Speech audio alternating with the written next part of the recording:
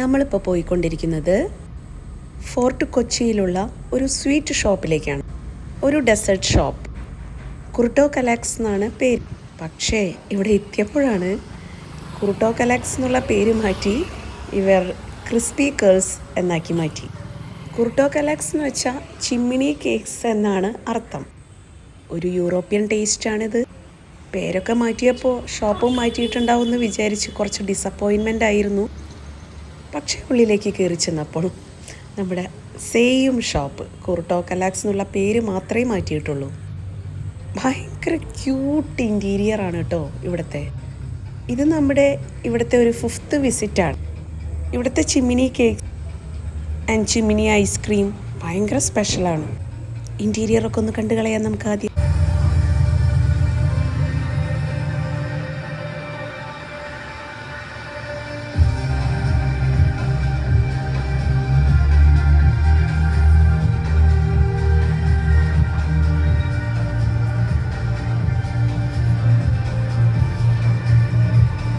Music, ambience എല്ലാം 100 out of 100 കൊടുക്കാം കേട്ടോ.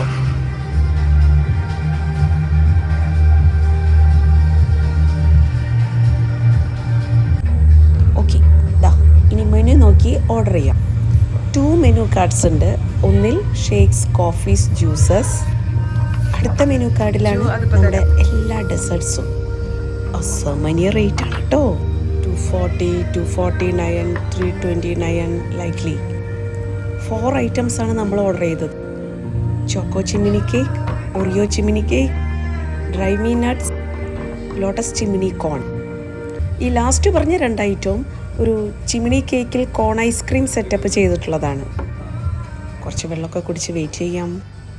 ഒരു 20 minutes വെയിറ്റിങ്ങിന് ശേഷം നമ്മൾ ഓർഡർ ചെയ്ത ഫസ്റ്റ് 2 items എത്തിയിട്ടുണ്ട്. ഒറിയോ ചിമ്മിനി കേക്ക്, പിന്നെ ചോക്കോ ചിമ്മിനി കേക്കും.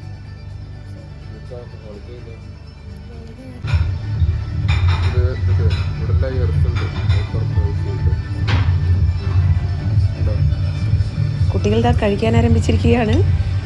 ടയർ പോലെയാണ് ഇതിൻ്റെ ലെയേഴ്സ്. അതുകൊണ്ട് കട്ട് ചെയ്യാൻ ഈസിയാണെന്നൊക്കെ ചേട്ടൻ അനിയന് പറഞ്ഞു കൊടുക്കുന്നുണ്ട്.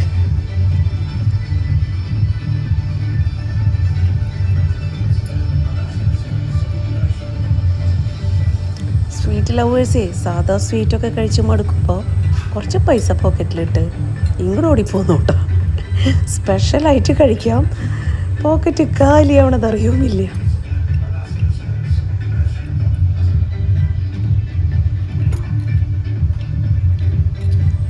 ഇവിടുത്തെ കപ്പുച്ചിനോ ഭയങ്കര ടേസ്റ്റാണ്. ഈ പ്രാവശ്യം പക്ഷെ നമ്മളത് അവോയ്ഡ് ചെയ്ത് വേറൊരു ഐറ്റം ആഡ് ചെയ്തു.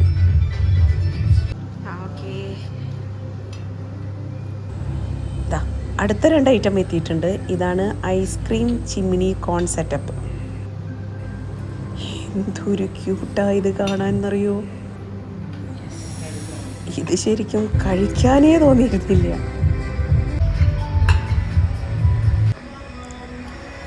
ഇത് കഴിക്കുന്ന അഭ്യാസം ഒന്ന് കണ്ടു കളയാം. ഇനി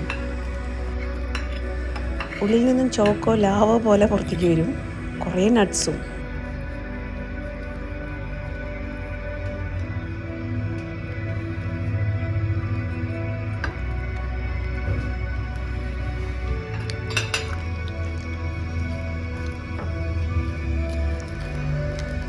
സംഭവം സ്പൂൺ കൊണ്ട് നടക്കില്ല, നൈഫ് തന്നെ വേണം.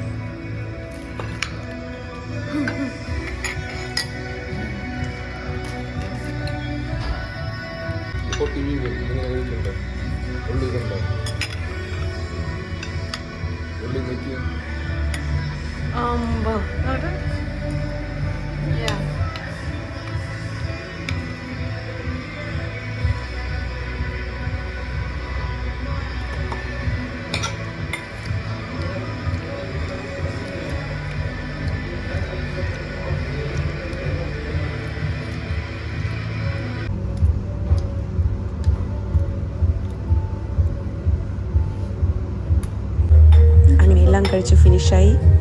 ഇത് കഴിക്കാൻ വയറൊഴിച്ചിട്ട് വരണം കേട്ടോ. ഇത് മീൽസിന് പകരമായിട്ട് തന്നെ കാണണം.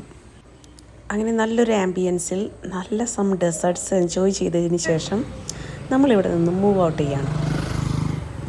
അതാ കിടക്കുന്നത് നമ്മുടെ സാൻഡ്രോക്ക. Okay, bye bye.